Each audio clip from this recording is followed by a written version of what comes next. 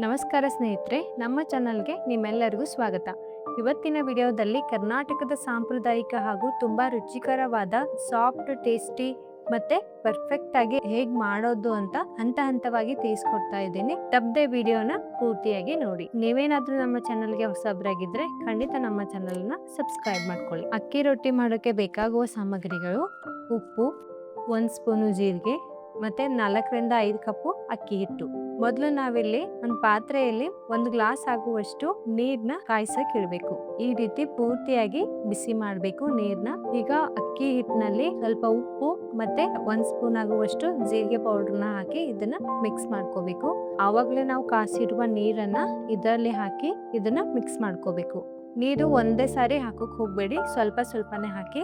ಮತ್ತೆ ಇದರಲ್ಲಿ ತಣ್ಣೀರ್ನ ಆಡ್ ಮಾಡಬೇಡಿ, ಬಿಸಿನೀರನ್ನೇ ಇದರಲ್ಲಿ ಹಾಕ್ಬೇಕು. ಹಾಗೆ ಮಾಡೋದ್ರಿಂದ ರೊಟ್ಟಿ ತುಂಬಾ ಚೆನ್ನಾಗಿ ಸಾಫ್ಟ್ ಆಗಿ ಬರುತ್ತೆ.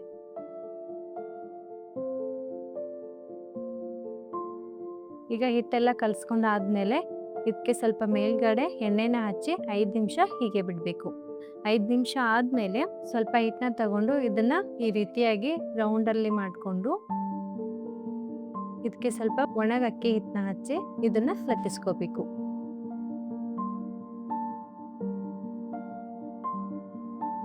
ಅಕ್ಕಿ ರೊಟ್ಟಿ ಮಾಡುವಾಗ ತುಂಬಾನೇ ಭಾರ ಹಾಕಬಾರ್ದು, ಸುಮ್ಮನೆ ಮೇಲ್ಗಡೆ ಸ್ವಲ್ಪ ಎಳೆದ್ರೆ ಸಾಕಾಗುತ್ತೆ. ಭಾರ ಹಾಕೋದ್ರಿಂದ ಅಕ್ಕಿ ರೊಟ್ಟಿ ಹರಿದು ಬಿಡೋ ಚಾನ್ಸಸ್ ಇರುತ್ತೆ. ಇವಾಗ ಇದು ರೆಡಿ ಆಗಿದೆ. ಇದನ್ನ ಒಂದು ತವ ಮೇಲೆ ಹಾಕ್ತಾ ಇದ್ದೀನಿ. ಇದ್ರ ಮೇಲ್ಗಡೆ ಸ್ವಲ್ಪ ನೀರ್ನ ಹಚ್ಬೇಕು, ಎಣ್ಣೆ ಹಚ್ಚಕ್ ಹೋಗ್ಬೇಡಿ. ನೀರ್ನ ಹಚ್ಚಿ ಇದನ್ನ ಸರಿಯಾಗಿ ಬೇಯಿಸ್ಕೋಬೇಕು. 2 ಕಡೆಯಿಂದ ಸರಿಯಾಗಿ ಬೇಯಿಸ್ಕೋಬೇಕು. ಗ್ಯಾಸ್ನ ಹೈ ಫ್ಲೇಮಲ್ಲಿ ಇಡಬೇಡಿ, ಮೀಡಿಯಂ ಫ್ಲೇಮಲ್ಲಿ ಇಟ್ಟೆ ಚೆನ್ನಾಗಿ ಬೇಯಿಸ್ಕೊಳ್ಳಿ. ಸ್ನೇಹಿತರೆ, ಅಕ್ಕಿ ರೊಟ್ಟಿ ಮಾಡೋದು ಸುಲಭ ಇದೆ, ಆದರೆ ಸರಿಯಾದ ರೀತಿಯಲ್ಲಿ ನೀವು ತಿಳ್ಕೊಂಡ್ರೆ ಮಾತ್ರ ನಿಮಗೆ ಅಕ್ಕಿ ರೊಟ್ಟಿ ಚೆನ್ನಾಗಿ ಬರುತ್ತೆ. ಇಲ್ಲ ಅಂದರೆ ಹರಿದು ಬಿಡೋ ಚಾನ್ಸಸ್ ತುಂಬಾನೇ ಇರುತ್ತೆ.